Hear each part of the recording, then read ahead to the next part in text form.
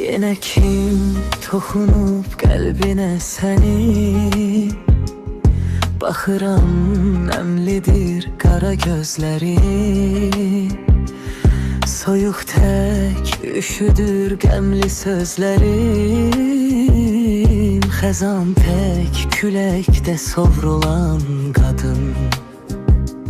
Yenə qəm görürəm sevinc yerində, qəlbində inciyib qırılan qadın.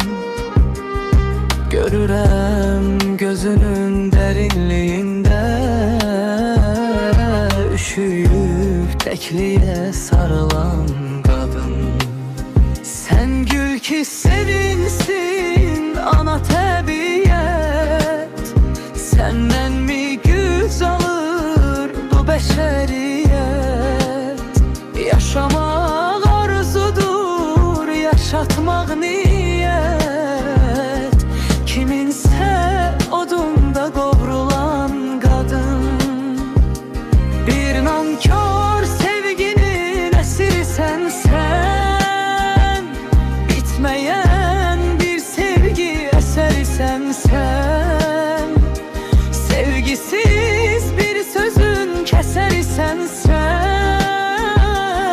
Hər zaman günahkar olunan qadın.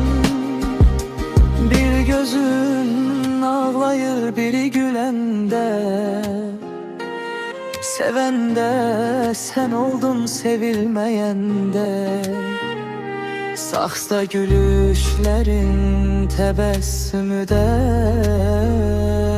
hər zaman gülər sanılan qadın. Bir sərin külək mi üşütdü səni? Bu solğun qaməti, yorğun bədəni.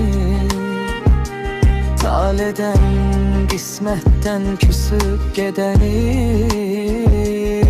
özü bəxtinə darılan qadın. Cənnət mi dar gəldi adına sənin? Bir sevən çatdı mı dadına sənin?